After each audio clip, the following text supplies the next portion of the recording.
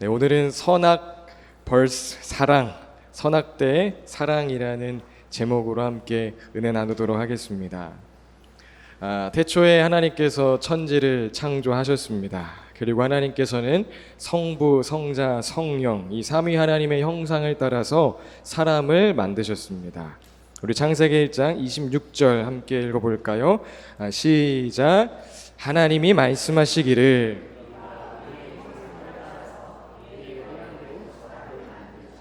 네, 우리가 라고 표현하고 있는 것처럼 삼위 하나님의 형상을 따라 사람을 지으셨다는 것이죠.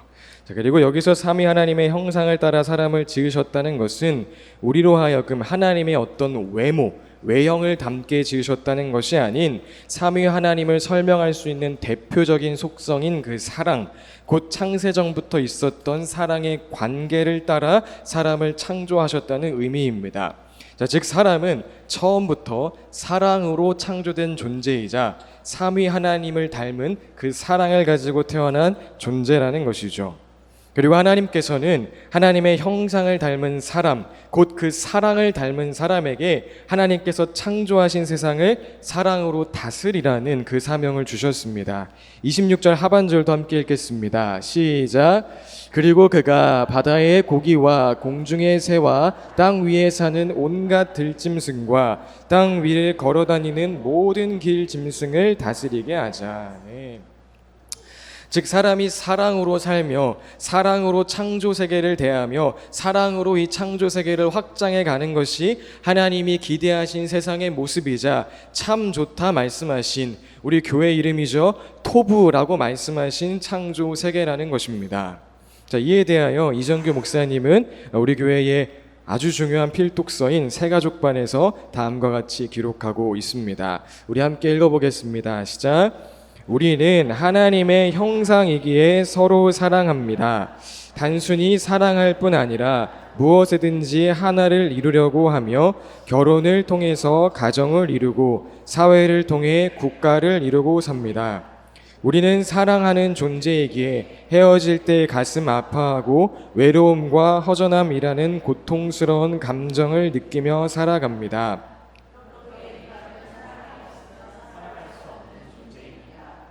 이 모든 것은 다 우리가 하나님의 형상이기 때문입니다. 그리고 그 인간이 최고로 행복할 때, 즉 하나님을 사랑하며 서로를 사랑할 때 모든 창조물은 함께 하나님을 즐거워하고 서로를 사랑하며 행복을 누릴 수 있었습니다. 예. 하나님의 형상을 따라서 사랑으로 창조된 사람이 하나님을 사랑하고 서로를 사랑하며 그 사랑으로 창조 세계를 대하며 다스리는 것, 이것이 하나님이 창조하신 아름다운 세상의 모습이라는 것이죠. 자, 그런데 우리가 지금 바라보고 있는 세상은 그렇게 아름답진 않은 것 같습니다.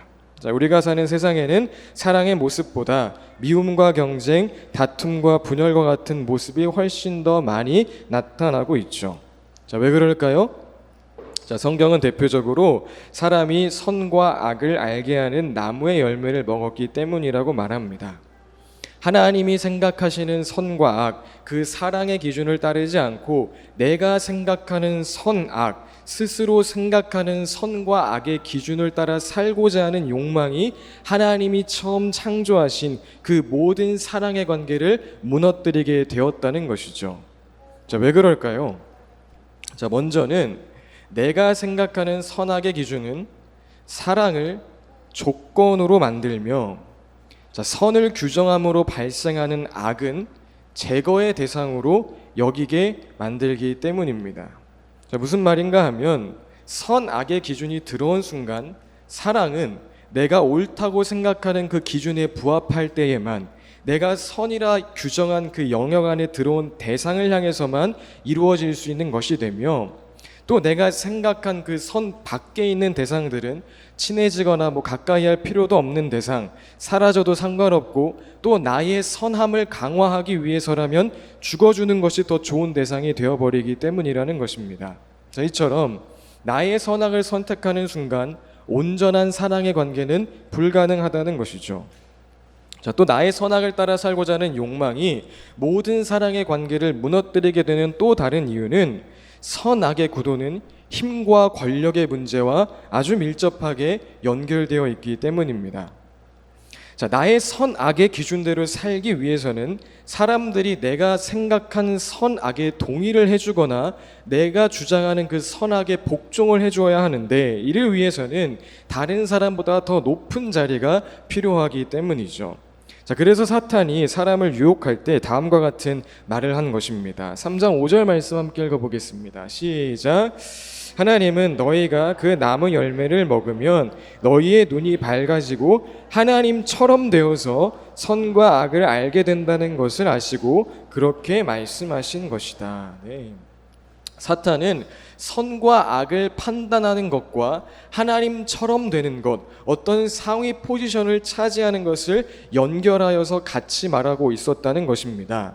즉 나의 선악을 따라 사는 욕구는 나의 선악이 이 세상에 타인에게 작동하게 하기 위하여 남들보다 높은 자리, 상위 포지션을 차지하고자 하는 그 욕망과 함께할 수밖에 없다는 것이죠. 자, 그렇기 때문에 나의 선악을 선택하여 그것을 주장하여 사는 삶은 결국 모두를 사랑의 관계가 아닌 경쟁과 비교의 대상으로, 나의 선을 주장하기 위하여 내가 밟고 올라서야 하는 대상으로 바라보게 만든다는 것입니다. 자, 지금까지 한 이야기를 쉬운 예로 정리하자면 부부 관계를 생각하면 이해하기 쉬울 것 같습니다. 여러분, 신혼 때 선악의 문제로 다툽니까? 다투지 않습니까? 다툽니다. 네, 다투죠. 우리 가족은 빨래를 빨래통에 넣었는데 넌 왜 그걸 세탁기에 바로 넣냐? 넌 왜 치약을 가운데부터 짜냐? 등 별 사소한 선악의 문제로 다툽니다. 참고로 제 이야기는 절대 아닙니다. 자, 그런데도 신혼 때에는 선악의 문제를 넘어서는 신비한 사랑의 능력, 에덴 동산을 경험합니다. 막 다투다가도 돌아서면 사랑스럽고, 남편 혹은 아내가 아프기라도 하면 아이 빨래 그거 어디다 넣는 게 무슨 상관이야, 치약 뭐 맘대로 짜도 돼, 그냥 내 곁에만 있어줘, 절대 날 떠나지 마 라는 말이 절로 나오게 되는 것이죠. 자, 그런데 신비한 사랑의 능력이 사라지고 다시 죄인의 본성을 따라 부부 사이에 이 선악의 기준이 굳건해지면 어떻게 됩니까? 사랑은 뭐가 되죠? 조건이 됩니다. 남편이 이런 모습을 보여야 사랑하지, 아내가 이 정도 해줘야 사랑할 맛이 나지 라는 말이 나오기 시작하는 것입니다. 그리고 내가 생각할 때의 악은 눈 감아줄 수도 품어줄 수도 절대 변화될 수도 없는 철저한 제거의 대상으로 보이기 시작하는 것입니다. 그리고 결론적으로는 나의 선악의 기준이 통하게 하기 위하여서, 내가 생각하는 그 선악의 상대방을 굴복시키기 위하여서 부부 가운데 치열한 서열 다툼이 시작되는 것입니다. 자, 그리고 여담이지만 이번에 창세기를 좀 다시 살펴보면서 재미있게 본 것은, 창세기는 이미 이 선악과를 먹은 부부의 이와 같은 모습을 정확하게 예견하고 있었다는 것입니다. 창세기 3장 16절 함께 읽어보겠습니다. 시작.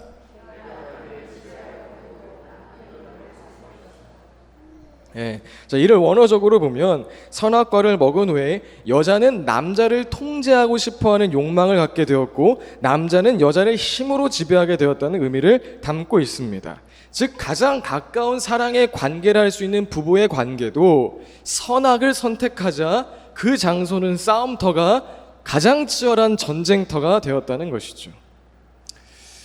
표정을 보니까 여러분은 그렇지 않아서 이해를 잘 못하시는 것 같아요. 네.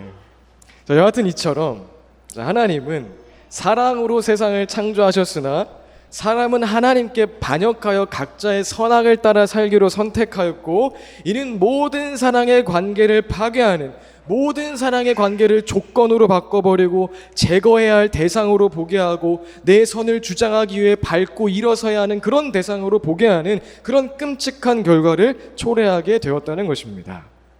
자, 그러나 사랑 자체이신 하나님은 하나님께 반역하여 각자의 선악을 따라 나아간 사람을 포기하지 않으셨고, 모든 사람이 다시 하나님의 사랑의 그 관계 가운데, 서로 사랑하는 사랑의 관계 가운데로 돌아오길 간절히 바라셨습니다. 자, 그래서 구약 성경을 보면 하나님은 가장 연약한 민족이었던 이스라엘 백성을 은혜로 택하시고 그들을 통해 참된 사랑이 무엇인지를 다시 세상 가운데 나타내려 하신 것입니다. 자, 그래서 이스라엘 백성들을 택하신 하나님께서 이후에 하나님의 백성으로서 살아가야 하는 그 삶의 방식에 관하여 곧 어떻게 다시 선악의 기준이 아닌 하나님의 선악, 그 사랑의 기준으로 살아갈 수 있는지에 관하여 말씀해 주신 것입니다. 대표적으로 우리가 잘 알고 있는 십계명처럼 어떻게 하나님을 사랑하고 어떻게 이웃을 사랑하며 살아야 하는지를 이스라엘 백성들에게 말씀해 주신 것이죠. 자, 그러나 이스라엘 백성들도 하나님이 주신 사랑의 법을 따라 살아가지는 못했습니다. 이집트에서의 그 노예의 삶, 잘하면 칭찬받고 못하면 매를 맞는 그 철저한 선악에 근거한 삶에 익숙해져 있던 이스라엘 백성들도 하나님이 말씀하신 풍성한 사랑의 삶이 아닌 선악에 근거한 삶, 조건적이고 내가 선하기 위해 누군가를 악인으로 만들고 누군가를 짓밟고 올라가는 그 삶을 택했다는 것입니다.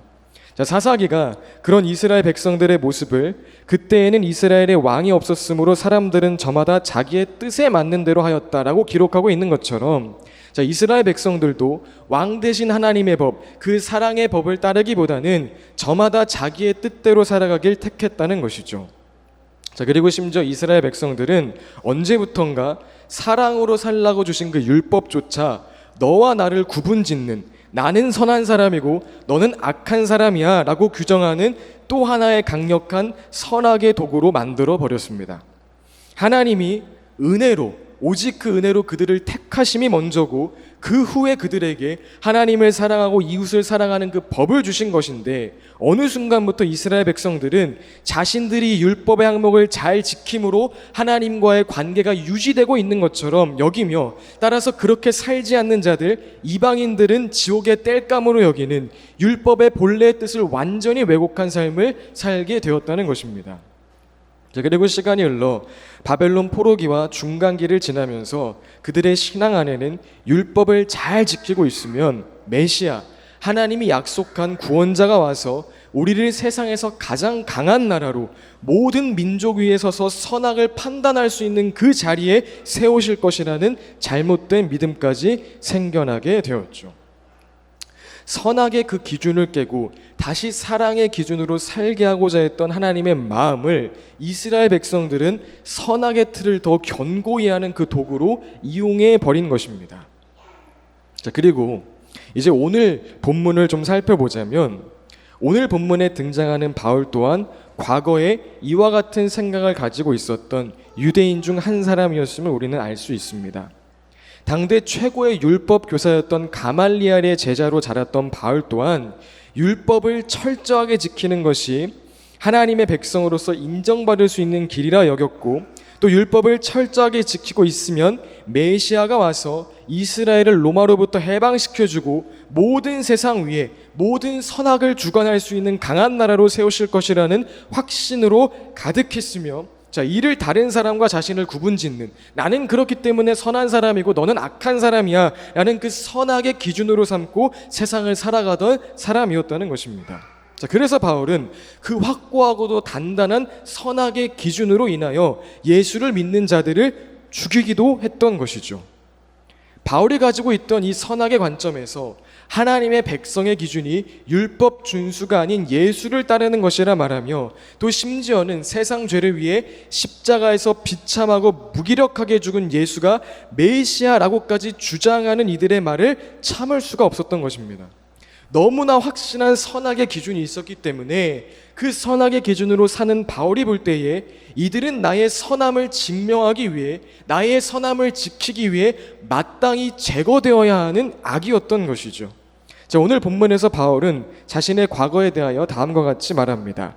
우리 22장 3절과 4절 함께 읽어보겠습니다. 시작.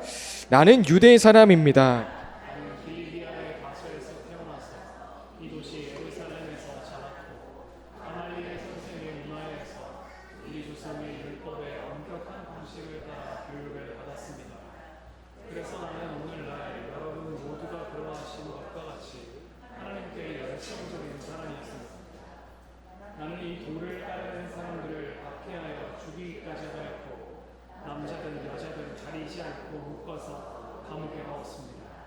네, 너무 내가 선해서 사람을 죽이는 사람이 바울이었다는 것입니다. 사랑하라고 주신 법을 선악을 가르는 강력한 무기로 사용하여서 하나님의 이름으로 하나님의 형상을 따라 창조된 사람을 죽이는 것조차 정의라 말하며 하나님을 위한 것이라 말하며 살았던 삶이 이 바울의 삶이었다는 것이죠. 자, 그런데 오늘 함께 읽은 이 본문의 시간으로 와서 이 21장, 22장의 시점으로 와서 바울을 보자면 바울의 모습은 바울이 과거에 이런 사람이었다는 것이 믿기지 않을 정도로 변화되어 있음을 우리는 발견할 수가 있습니다. 자, 오늘의 바울은 날카로운 선악의 기준으로 사는 사람이 아니라 하나님이 창조하신 모습대로 그 율법의 본 뜻대로 사랑으로 살아가고 있음을 우리는 보게 된다는 것이죠. 자, 무슨 근거로 그렇게 말하는 것일까요? 자, 먼저는 바울이 과거의 지옥의 땔감이라 여겼던 부정하다 여겼던 그 이방인들에게로 나아갔다는 것이 바울이 전과는 다른 사람이 되었다는 1차적인 증거가 되겠지만, 자, 오늘 21장에 나오는 유대인들의 전통과 문화를 가벼이 여기지 않았던 바울의 모습이 바울이 이제는 정말 그 선악의 틀, 선악의 구조로 살지 않고 사랑으로 사는 자가 되었음을 보여주는 결정적인 증거가 됩니다.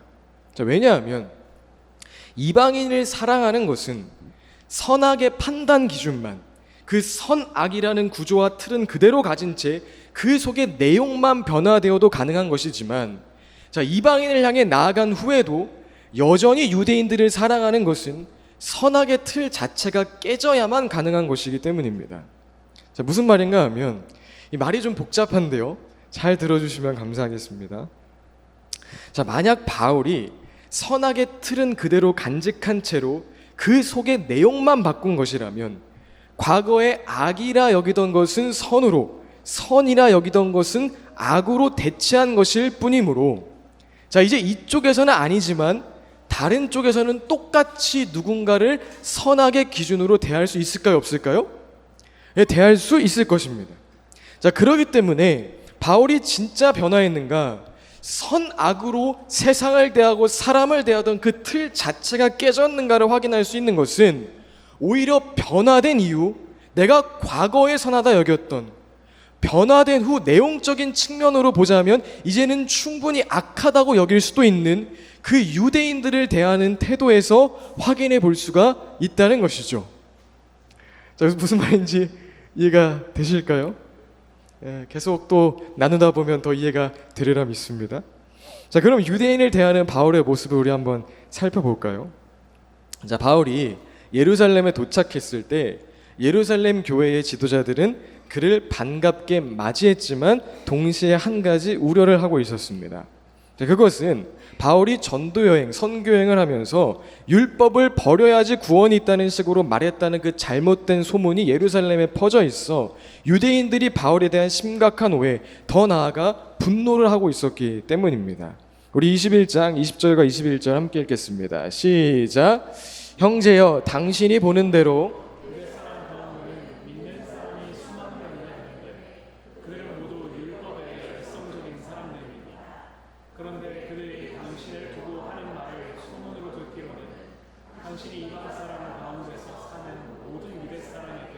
할례도 주지 말고 유대 사람의 풍속도 지키지 말라고 하면서 모세를 배척하라고 가르친다는 것입니다. 예.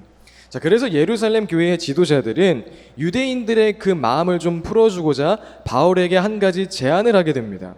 자, 그것은 유대법에 따라 나시린 서원을 한 4명의 사람이 있는데 바울에게 그들과 함께 정결 예식을 행하고 그들이 정결 예식을 마칠 때 지불해야 하는 희생 제물의 값을, 이 값이 엄청난 상당한 금액인데 그 값을 대신 지불하여서 바울 자신이 유대인의 관습과 전통을 매우 존중하고 있음을 나타내라고 요구를 한 것이죠. 23절과 24절 함께 읽어보겠습니다. 시작.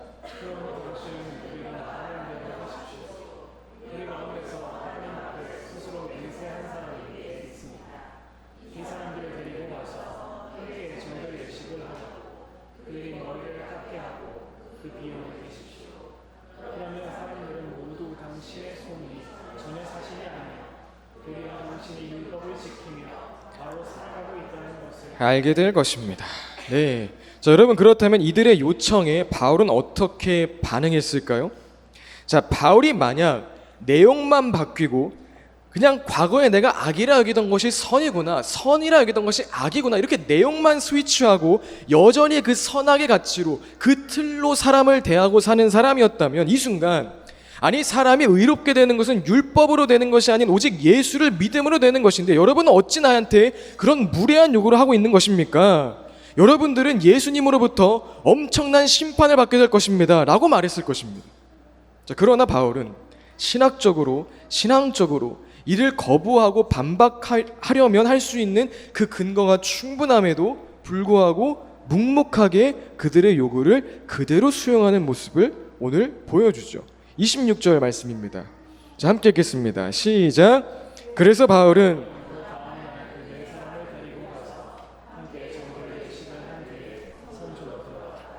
그리고 정결 기한이 차는 날짜와 각 사람을 위해서 예물을 바칠 날짜를 신고하였다. 예, 여러분 이처럼 이제 바울은 더 이상 어떤 날카로운 선악의 기준을 가지고 사는 사람이 아니라 선악의 틀 자체가 깨진 사랑으로 사는 사람이 되었다는 것입니다.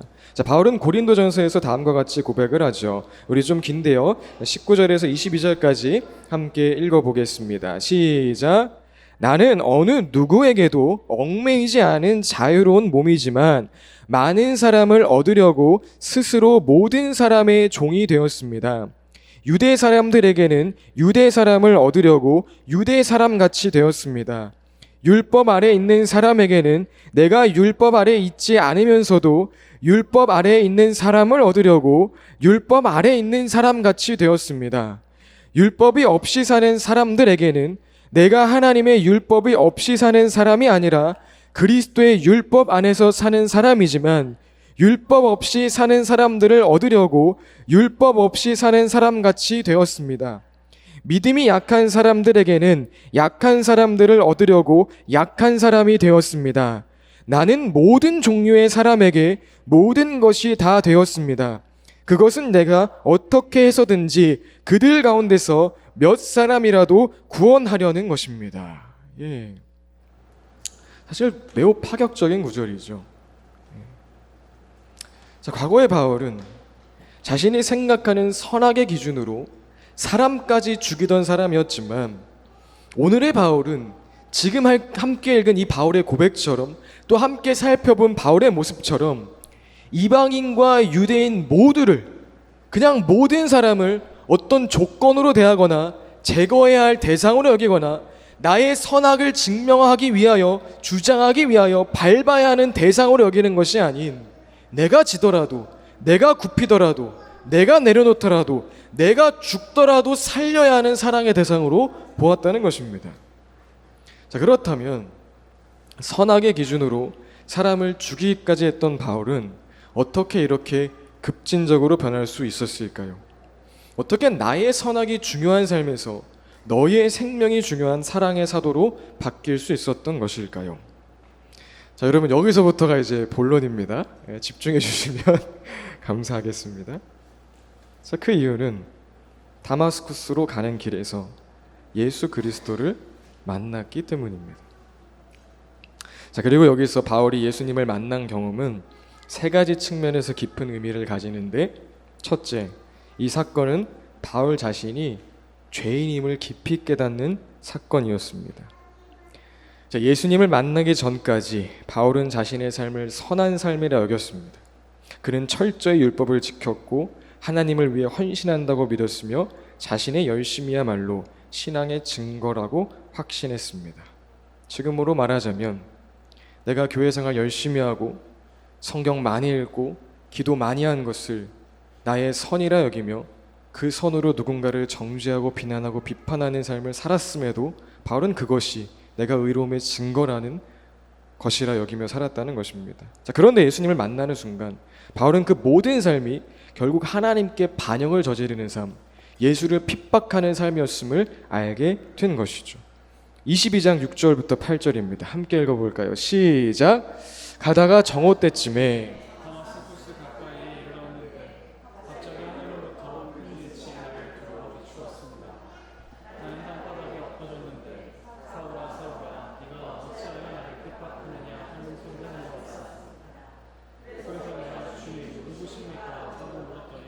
그는 나에게 대답하시기를 나는 내가 핍박하는 나사렛 예수이다 하셨습니다.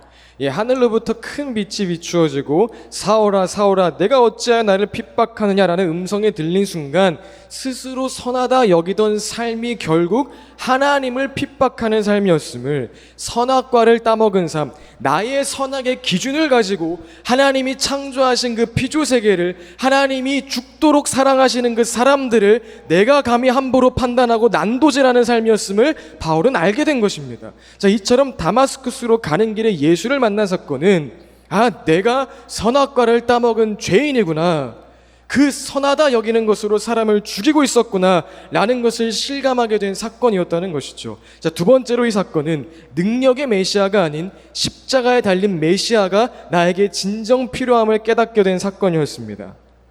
자, 예수님을 만나기 전 바울이 바랐던 메시아는 앞서 나눈 것처럼 강한 메시아였습니다. 율법을 완벽히 지키는 자들에게 선악의 원리를 따라 상급을 주고 이스라엘을 선악을 판결할 수 있는 가장 높은 자리에 높여줄 능력의 메시아가 바울이 바라던 메시아의 모습이었다는 것이죠.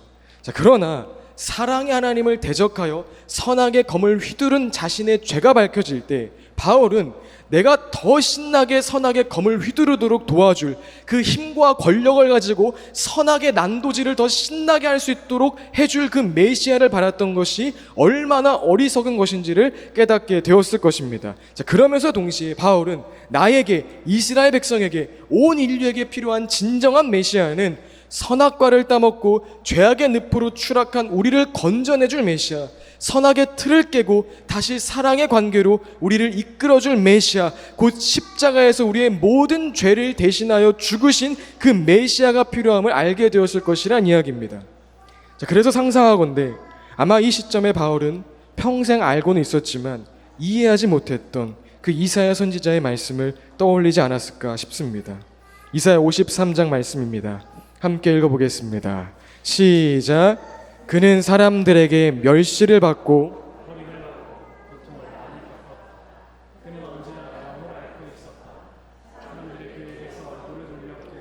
그가 멸시를 받으니 우리도 덩달아 그를 귀하게 여기지 않았다. 그는 실로 우리가 받아야 할 고통을 대신 받고 우리가 겪어야 할 슬픔을 대신 겪었다. 그러나 우리는 그가 징벌을 받아서 하나님에게 맞으며 고난을 받는다고 생각하였다. 그러나 그가 찔린 것은 우리의 허물 때문이고 그가 상처를 받은 것은 우리의 악함 때문이다. 그가 징계를 받음으로써 우리가 평화를 누리고 그가 매를 맞음으로써 우리의 병이 나았다.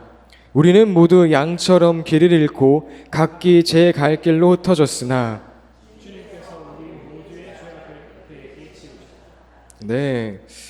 자신의 죄가 드러난 그 자리에서 선악으로, 그 선악의 기준으로 하나님이 사랑하시는 사람들을 함부로 판단하고 정죄한, 심지어 죽이기까지 한 그 죄가 드러난 자리에서 바울은 하나님이 날 도우셔서 내가 이 세상에서 잘 되고 더 높은 자리에 올라가고 힘과 권력을 얻어 나의 선악의 기준으로 더 마음대로 사람들을 함부로 할 수 있게 해달라고 구했던 그것이 얼마나 잘못된 생각이었는지를 알아차렸을 것이며, 또 동시에 정말 나에게 필요한 것은 이사야 선지자가 말한 나의 허물 때문에 찔리고 나의 약함 때문에 상처를 입으신 그 십자가에 달린 메시아 예수 그리스도가 절실히 필요하다는 것을 느꼈을 것이란 이야기입니다. 자, 그리고 마지막으로 바울이 다마스쿠스로 가는 길에 예수를 만난 것은 조건 없는 은혜를 경험한 사건, 하나님의 미친 사랑을 경험한 사건이었습니다. 자, 그동안 바울이 가진 선악의 논리로 따지자면 예수님은 신일 리가 없고 신이라면 더더욱 바울을 찾아올 리가 없는 존재였습니다. 자, 왜냐하면 바울은 예수님을 뭐하는 존재였죠? 핍박하는 존재였기 때문이죠. 바울의 선악의 기준에서는 예수님은 바울을 죽여야 하는 분이지 바울을 사랑해서는 안 되는 존재였다는 것입니다. 자, 그리고 더더군다나 지금 바울이 서 있는 자리는 오늘과 같은 이런 교회 성전도 아니고 자신의 과오를 뉘우치는 자리도 아니고 여전히 혈기가 가득하여서 예수 믿는 사람 죽이러 가는 그 길 위에 서 있는 것이기 때문에 벼락 맞았으면 맞았지 바울이 가지고 있는 선악의 논리에서는 하나님의 임재를 절대 경험할 수 없는 자리에 지금 바울이 서 있었다는 것입니다. 그런데 바로 그 자리에 누가 찾아오신 겁니까? 바로 그 자리에 예수님 찾아오신 겁니다. 나의 공로, 나의 노력은 전혀 없다 말하는 것으로는 부족한 나의 선악으로, 그 죄의 끝장으로 예수님 믿는 사람 죽이러 가는 그 길에 있는 바울을 예수님 부르신 것입니다. 지금 살인하러 달려가고 있는 그 바울을 너를 통해 내가 할 일이 있다, 너는 나의 사명자다라고 부르셨다는 것입니다. 자, 이처럼 다마스쿠스로 가는 길은 내가 아직 죄인 되었을 때 나를 위해 십자가 지심으로 그 사랑을 확증하신 예수, 선악의 기준으로 보자면 100번 주고 마땅한 그 자리, 다마스쿠스로 가는 길에 내가 있음에도 불구하고 나를 선악의 그 판단 기준으로 대하지 아니하시고 사오라 사오라 나의 이름을 부르시는 예수, 그 이해할 수 없는 은혜, 그 미친 사랑을 경험한 자리였다는 것입니다. 자, 정리하자면 바울이 다마스쿠스로 가는 길에 예수님을 경험했다는 것은 내가 죄인 중에 괴수임을 깨닫게 한 사건이었으며, 그런 나에게 십자가에 달린 예수 그리스도가 절절하게 필요함을 알게 한 사건이었으며, 그 깨달음과 그 절규가 있기도 전에 내가 아직 죄인 되었을 때 이미 나를 위해 십자가에서 죽으셨으며 아무런 자격과 공로 없는 나를 선악으로 대하지 아니하시고 사랑으로 대하시며 그런 나를 택하시고 부르신 하나님의 미친 은혜를 경험한 자리였다는 것입니다. 그리고 바로 이 예수 그리스도를 경험했기 때문에 평생을 선악의 기준으로 상처받고 상처 주며 살아온 죄인을 향한 이해할 수 없는 하나님의 은혜를 정말 실감했기에 오늘 바울은 이제 선악의 기준으로 사는 그 자리를 떠나 다시 창조의 모습대로 율법의 본래의 뜻대로 사랑으로 사는 사람이 될 수 있었다는 것입니다. 사랑의 주님이 나를 선악으로 대하지 아니하시고 사랑으로 대하셨듯이 이방인이나 유대인이나 모두 예수님이 십자가에서 죽을 만큼 소중히 여기시며 사랑하신 사람이었다는 것을, 선악으로 대하지 않고 사랑으로 대하고 싶어 하시는 천하보다 귀한 사람이라는 것을 알았기에 바울은 이제 더 이상 나의 어줍지 않은 선악의 기준을 가지고 사람을 수단화하거나 제거 대상으로 삼거나 나의 선을 증명하기 위해 밟고 올라가야 하는 경쟁 상대로 볼 수가 없었다는 것입니다. 사랑하는 여러분, 기독교의 역사를 돌아보고 우리의 신앙을 돌아볼 때 우리의 모습 또한 유대인처럼 바울의 과거의 모습처럼 사랑한 날이 참으로 많았음을 느낍니다. 예수님을 알 때와 모를 때 그 내용만 바뀌었을 뿐 똑같은 그 선악의 틀을 가지고 사람을 수단으로 여기고 제거 대상으로 여기고 내가 구원받았음을 증명하기 위해 너가 지옥감을 증명하는 그런 경쟁 상대로 여기는 모습이 얼마나 많았는지 모릅니다. 여러분은 어떠셨을지 모르겠는데 저는 정말 예수님을 알게 된 후 그랬던 것 같습니다.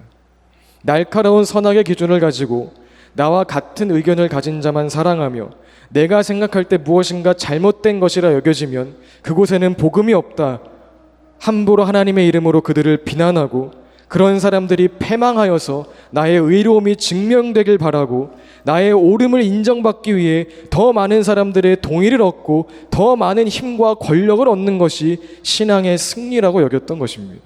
그런데 여러분, 진짜 예수를 보고 듣고 경험하면 이렇게 살면, 저처럼 살면 안 됩니다. 다마스쿠스로 가는 길에 예수님을 만났다면 정말 이렇게 살 수 없는 것입니다. 사랑하는 여러분, 우리 모두 다마스쿠스로 가는 길에 예수님을 만났다는 것을 기억할 수 있기를 바랍니다. 유대인과 바울은 그래도 복음을 몰랐지, 우리는 예수님을 아는데도, 복음을 아는데도 그 복음까지도 나의 선악을 주장하기 위한 도구로 삼는 추악한 죄인이라는 것과 그 나의 선악의 기준으로 너무도 많은 사람을 비난하고 비판했다는 것과 그런 우리에게 십자가에 달린 예수 그리스도, 모든 선악의 틀을 깨고 참된 사랑의 관계로 나아가게 할 예수님이 정말 필요하다는 것과 나의 그 외침이 있기도 전에 날 찾아오신 그 사랑, 나를 선악의 기준으로 대하지 아니하시고 누구야 넌 나의 사랑하는 아들이다 딸이다 말씀하신 그 주님의 은혜의 음성이 오늘의 나를 붙잡고 있음을 정말 실감할 수 있길 바랍니다. 그 다마스커스로 가는 길에 만난 예수를 기억하고 날마다 새롭게 경험하는 우리 토보공동체 될 수 있길 바랍니다. 자, 그리하여 진짜 변화된 바울처럼 수많은 선악의 기준으로 서로를 물고 뜯는 이 세상에 당신은 예수님이 죽을 만큼 소중한 사람입니다 라고 말해줄 수 있는, 세상이 당신에게 뭐라고 이야기하든 당신은 그 신이 죽을 만큼 특별한 사람입니다 라고 말해줄 수 있는, 그 사랑의 온기를 전할 수 있는 우리 모두가 될 수 있길 바랍니다. 이 시간 우리 옆분들에게 그렇게 말해줄까요? 당신은 예수님이 죽을 만큼 사랑한 사람입니다. 우리 한 번 더 할 때는 여러분 미운 사람 한번 떠올려 보세요. 싫은 사람, 이해할 수 없는 사람, 그 사람 생각하셨나요? 그 사람이 이슬람이든 불교이든 다 상관없습니다. 떠올리셨습니까? 그 사람을 생각하면서 한 번 더 이야기해 봅시다. 당신은 예수님이 죽을 만큼 사랑한 사람입니다. 여러분, 이것이 우리가 가지고 있어야 되는 기준이라는 것입니다. 이것이 우리가 사람을 대하는 방식이어야 한다는 것입니다. 정말 우리가 다마스쿠스에서 예수를 경험했다면 우리에게 이제 선악으로 사람을 대하고 판단하는 기준은 사라지고 사랑으로 대하는 그 하나님의 방식이 생기게 될 줄로 믿습니다. 우리 오늘 말씀 기억하며 찬양합시다. 네, 주님, 다마스쿠스로 가는 길에서 예수님이 우리를 만나 주셨음을 잊지 않게 하여 주시옵소서. 하나님께서 사랑으로 창조하신 세상을 나의 선악의 기준을 가지고 난도질한 죄인이 우리임을 깨닫게 하여 주시옵소서. 그런 우리에게 십자가에서 죽은 예수 그리스도, 그 메시아가 간절히 필요함을 알게 하여 주시옵소서. 그리고 우리의 깨달음과 우리의 절규가 있기도 전에 우리가 아직 죄인 되었을 때에 살인하러 가는 그 길에서 하나님이 우리를 만나 주셨음을, 그 이해할 수 없는 무한한 사랑과 미친 은혜가 우리에게 있음을 주님 알게 하여 주시옵소서. 이를 통하여 오늘 바울이 그러하였던 것처럼 이제 나의 선악으로 살지 않고 하나님의 기준인 그 사랑으로 사는 우리 토보공동체 되게 하여 주옵소서. 그리하여 우리가 아직 잘 모르지만 우리가 만나는 사람들, 우리가 만나는 모든 창조 세계를 하나님의 사랑으로 대하며 그곳에 하나님 나라를 회복해가는 토보공동체 되게 하여 주옵소서. 그동안 우리의 선악의 기준으로 악인이라 규정하고 부정한 자라 규정하였던 수많은 자들이 있습니다. 주여, 오늘 이 은혜 우리가 실감하게 하사 그들에게도 너는 악인이 아니라 예수님이 십자가에서 죽을 만큼 사랑한 사람이야 라고 말해주며 그 마음으로 대할 수 있는 우리 토보공동체 되게 하여 주옵소서. 감사드립니다. 예수님의 이름으로 기도합니다. 아멘.